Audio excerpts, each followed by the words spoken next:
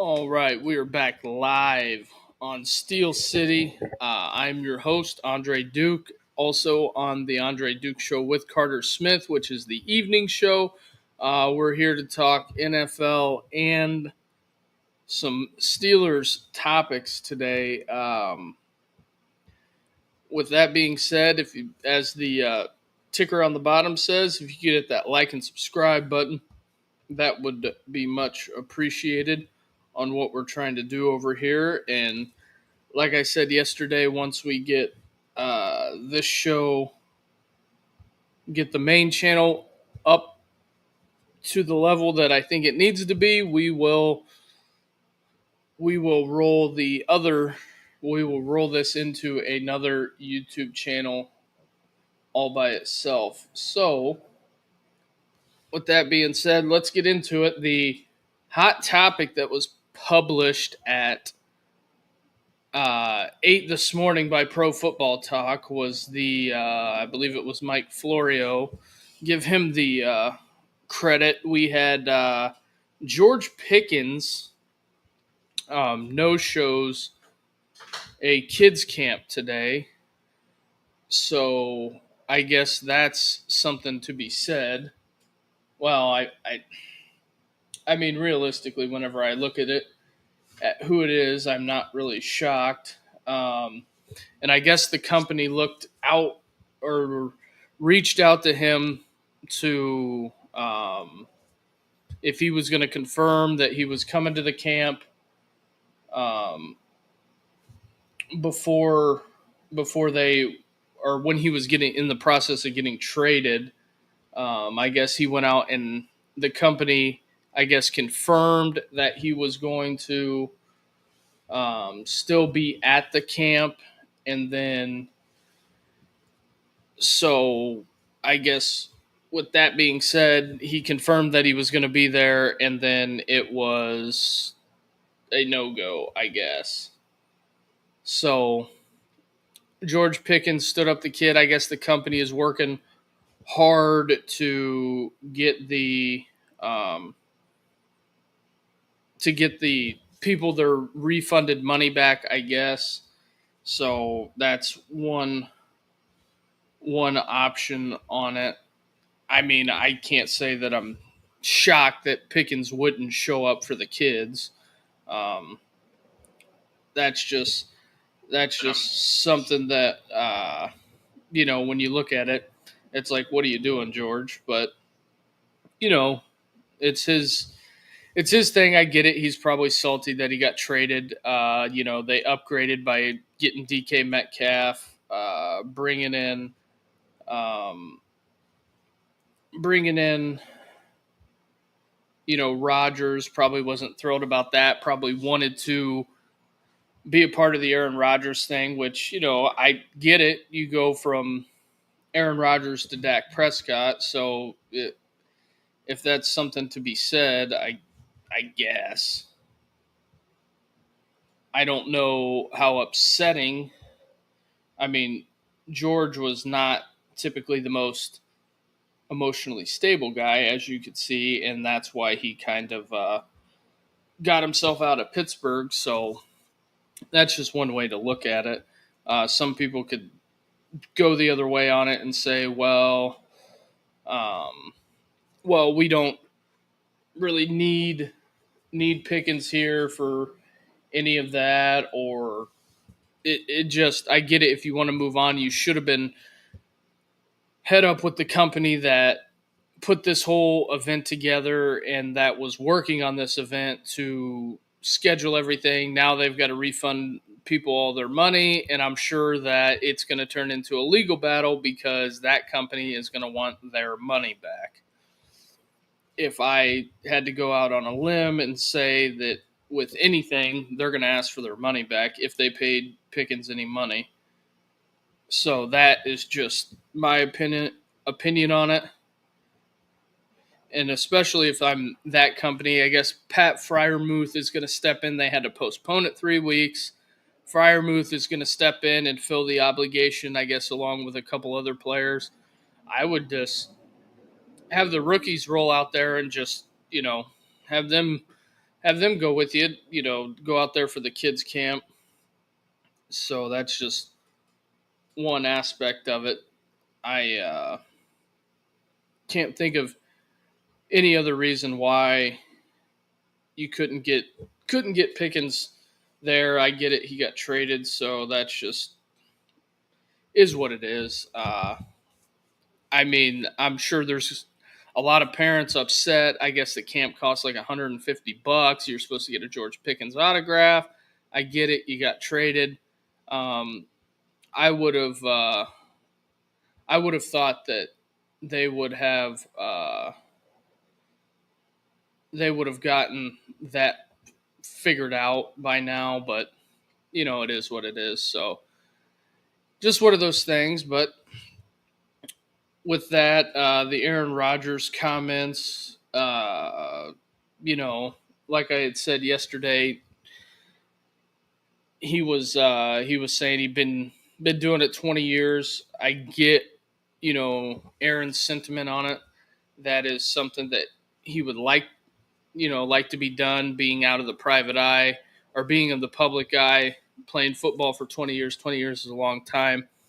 Uh, you know, we'll have to see. I get it. There's a lot of skepticism around the offense because, quite frankly, ever since Ben retired, the offense has not been good. But I think that comes down to strictly quarterback play. Like when Pickett got benched against Cincinnati, I believe 2 years ago, and the offense went off for like 400 yards. And I think, looking at the Pickett body language when he was sitting on the bench, that was something that was very telling to me that looking at it, I think that he would have liked to um, would have liked to stayed with the Steelers, but it just was not in the cards. He didn't see the progression from year to year for him. So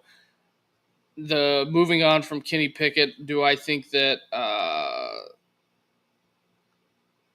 it just didn't end well for the most part? But with that being said, I guess it's a wait and see. I want to see what Roman Wilson is going to be this year. The first preseason game, I'm sure Will Howard's going to get some snaps. I would say Aaron Rodgers probably isn't going to suit up at all in the preseason.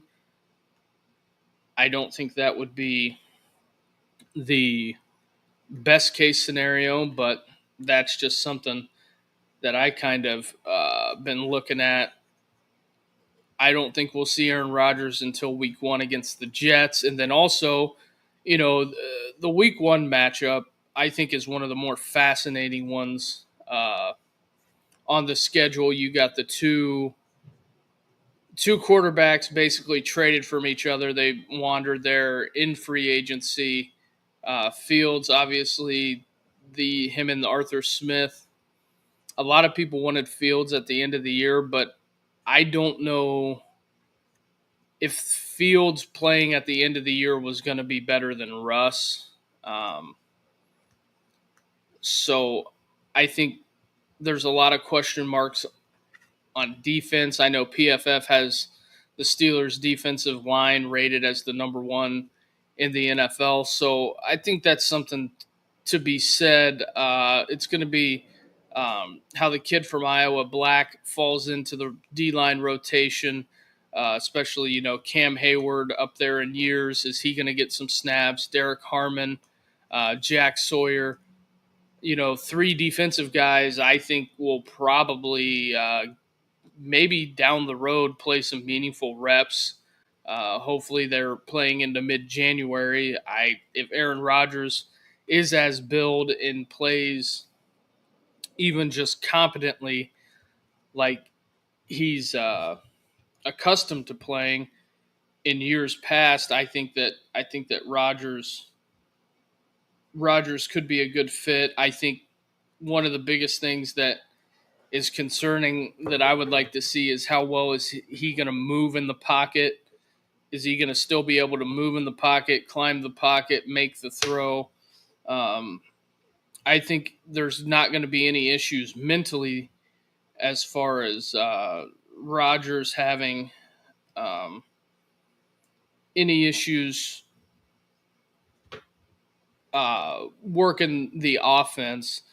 I don't think that Arthur Smith is going to throw anything at him that he's never seen before, or learning the playbook. I mean, so I think on that aspect of it, I don't think the execution is going to be terrible. I think that just getting the timing down is going to be the big thing. So hopefully that gets worked on during camp. That is something to something to look forward to. And I think I might keep this show short today. If anybody's got any questions or wants to throw another topic in there, um, feel free to hit up the comments. The comments are open. Um, that is something that I like to do, is turn it over to you guys if you have any, or if you're watching it at a later date. I know a lot of people don't watch in the morning, watch YouTube in the morning, but if you have any questions or comments, throw them in there and we'll get rolling. But um, Pro Football Talk, something that I watch pretty closely, they've got their power rankings post minicamp, and I find it very fascinating. We'll just go down the list. Eagles 1, obviously. Chiefs 2, Bills 3, Ravens 4. I don't see where you can really come up with a disagreement on that. Um, Lions 5, Commanders 6. Commanders are in the top 10 of their power rankings. The Rams, Texans, Buccaneers, Broncos, which I'm really shocked the Broncos are that high, and so are the Buccaneers. And also in other news, Todd Bowles and Tampa Bay's GM also got they got contract extensions today. So I guess the people in Tampa are happy with everything that's going on there. Um, Green Bay, Minnesota, which I'm really perplexed that Minnesota is this high. I know that they'll probably be very good defensively. Um, just have to see what their offense looks like. The losing Sam Darnold, find that very fascinating. That's a fascinating situation uh, out there in Minnesota.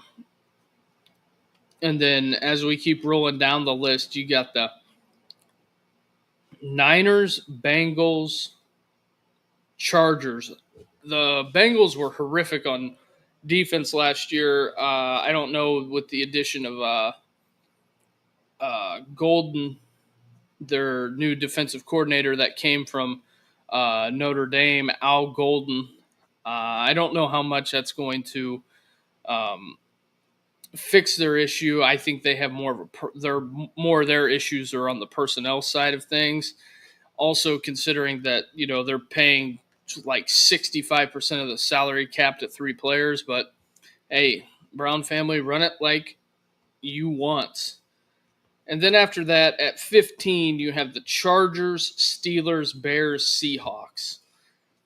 With this grouping of teams where they're rated at, I would have I think the Chargers are better than the Niners. I think the Chargers right now are sitting better than the Packers. I think they're better than the Broncos, Buccaneers. So I think once you get into that top 8 range, once you get to Houston, I think Houston will be very interesting to see what CJ Stroud does this year with the new offensive coordinator. It's funny, Bobby Sloak was one of the hottest names in the NFL, has a bad year, and it's all blamed on him. So we'll see what that is. The Steelers at 16 and the Bears. I'm not sold on the whole Caleb Williams train. I got to see more of that to say that they're post minicamp. They are the 17th best team in the NFL. And then the Seahawks, I don't know what the Seahawks are going to be. I believe Shane Waldron is their head coach. It'll be very interesting. on what Seattle does, and then Dallas. You know, the Steelers haven't had the most stable quarterback situation since Ben's retired. Dallas, I think Dallas has a lot of issues that Jerry is kind of turning a blind eye to. I don't think any team that's been named before them is better than the Cowboys at 19. And then once you get past the Cowboys, it's looking rough out there. So once you get past the Cowboys, you have the Cardinals, Patriots, Jets. The Jets have a big question mark in Justin Fields, Jermaine Johnson coming off of a injury. Is that defense even going to look remotely to what it was um, a couple of years ago? And then you have the Patriots with Vrabel, young quarterback Drake May, Stephon Diggs. Who knows how long he's going to be hanging out in New England, because there are some things in his contract that if he does do some crash out diva shit, it will void his contract. And I think that, once you get in your later years and they start putting voids on your contract, that means that your options are pretty limited. So I think Stephon Diggs is, you know, living on borrowed time a little bit, maybe. I don't know. He could come out and ball out, put his head down and ball out, which, that would be something good for him to do, in my opinion. And plus, I don't think Mike Vrabel is going to put up with any horse shit. That's just my humble opinion. Vrabel ain't going to put up with it. Aaron Glenn, first year head coach in the Jets.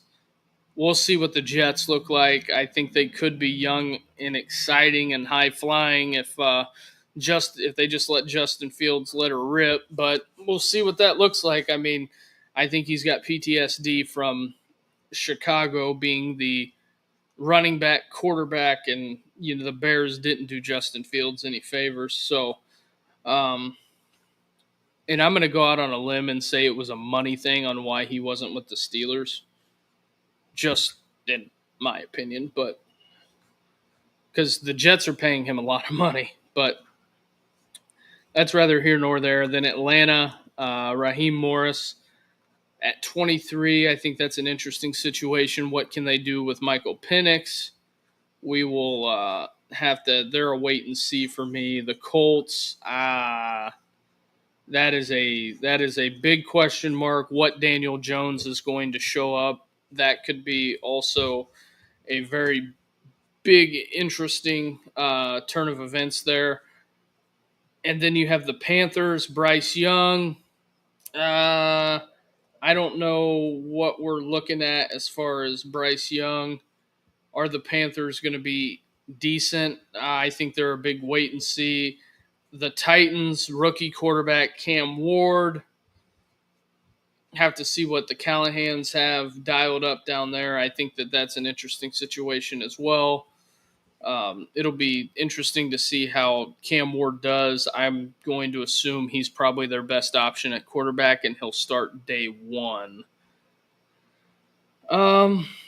Moving on, the Raiders. I think the Raiders with Geno Smith, as long as Pete Carroll gets the offensive line sewn up, they have Chip Kelly. I don't see how the Raiders are the 27th best team in the NFL, according to Pro Football Talk's power rankings. I think Geno Smith is probably right now a better quarterback than Daniel Jones. I don't see how he's not. Just going through this. And then after the Raiders, I think Pete Carroll is going to run the ball a ton. So I think in Geno's, it's going to be the same scheduled programming like it was in Seattle when Geno had that breakout year. So I don't think that that's anything that's out of the realm of possibility to see the Raiders maybe end up 9-8 or maybe win 10 games. I wouldn't be shocked.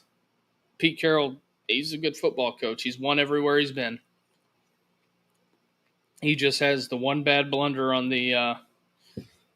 not giving it to Marshawn at the goal line in the Super Bowl. That's outside of that. There's where we're at. Um, the Jaguars with Trevor Lawrence, they paid him a boatload of money. Don't know how that is going to pan out. They get Liam Cohen, Mr. Duval, Travis Hunter. They gave up a lot to get Travis Hunter, so we'll see how the Travis Hunter, Liam Cohen, Trevor Lawrence experience pans out. And then rounding out this list at the bottom four, Mike McDaniel in Miami, the Tyreek Hill situation, the Tua situation. I wouldn't be shocked if Quinn Ewers is not starting in Miami at the end of the year. To be honest, I wouldn't be shocked at all.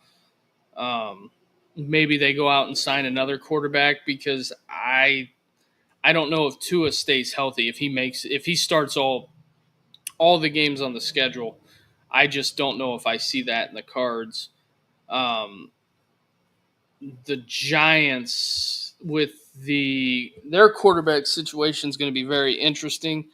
I don't know what they're going to do as far as um, I'm assuming Russ going into the year's going to be the starter, and then after it's like, hey, let's say they end up like three 3-3 or 1-3, I think the fans are going to be going bananas and wanting new blood in there. And when I mean new blood, I do not mean Jameis.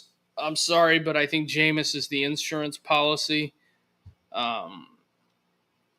That's just my opinion. I think you'll see Jackson Dart possibly before you see Russ, and that's going to be the Russ saga in New York is going to be very interesting.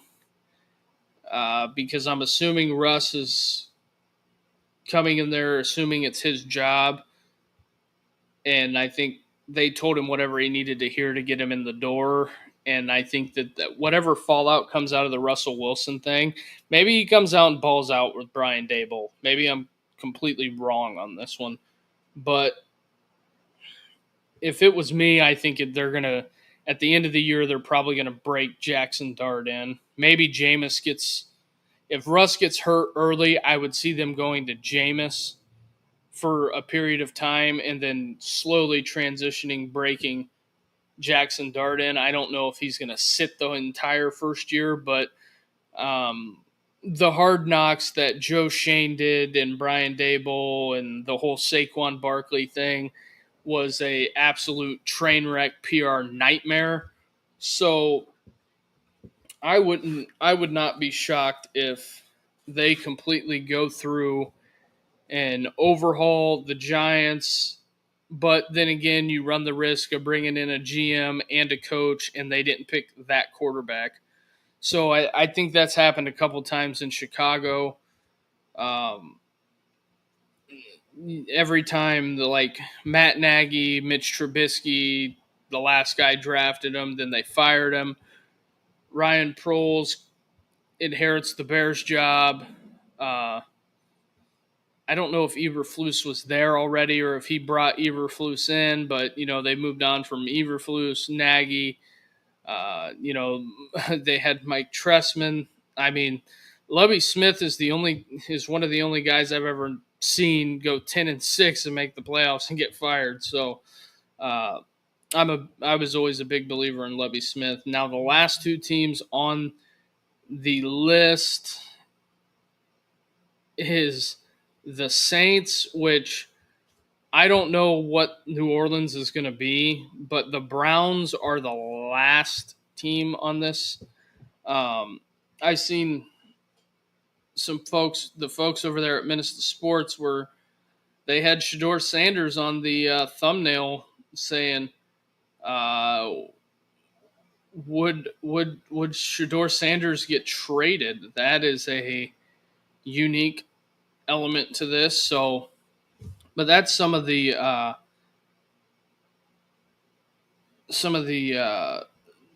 power ranking stuff. I went through the whole list there, but that's just something something that's going on. I'll also, let me get to it here. It's all my stuff for the other show. But the last thing I will I will lead out with is if you're watching out there on Twitter, come on over to YouTube, join the conversation, and we'll get it going. But last topic, Baker Mayfield had a comment on standout wide receiver Emeka Egbuka from Ohio State. Uh, he says, right now, I think we could plug and play Emeka at every receiver spot. And Baker goes on to give a comment on that. I am not disagreeing with Baker on that. Emeka was very, very polished at Ohio State. I believe he is the um, all-time leading yard or receptions leader at Ohio State.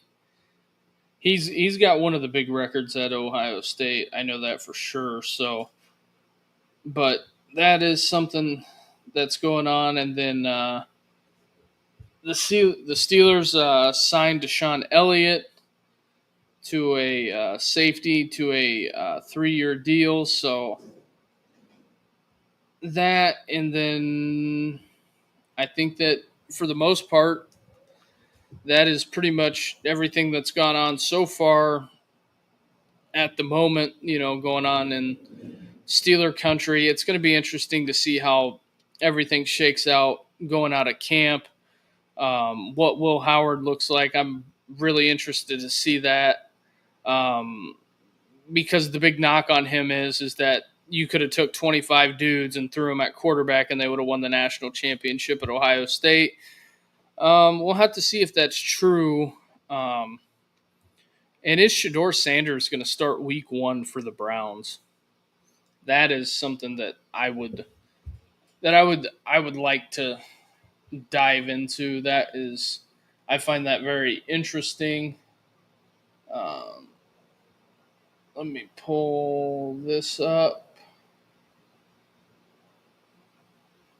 The Travis Hunter deal. I don't know if I went over that yesterday, but Travis Hunter signs his 4-year, $46 million deal, and $30 million of it's guaranteed, paid up front. So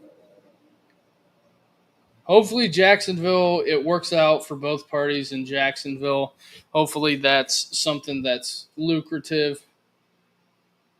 And I'm trying to get the details on the contract for Todd Bowles. Although it says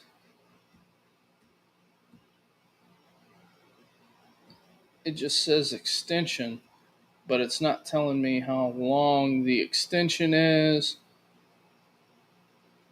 I guess it's multi-year extension, so whatever the multi-year extension is in Tampa Bay. I think Tampa Bay's done a good job building back. Post Gruden, it's been a little rough outside of when they brought in Arians. Although Steeler fans will know how BA is, so that's just something to look at. The that, and I'm just trying to get everything in line here. That's what happens when you do multiple shows. All your notes are not in one spot. But with that being said, I guess we can cut it here. In which I plan to evolve this show into an hour, trying to keep it rolling. The more camp lights up, the more a lot of things going on with the NFL light up. We'll be able to have more NFL discussion. So with that being said, if you can hit that like and subscribe button, help us with the main show. And if you're also a college football fan, because you can watch football on 2 days, you get 2 days of football.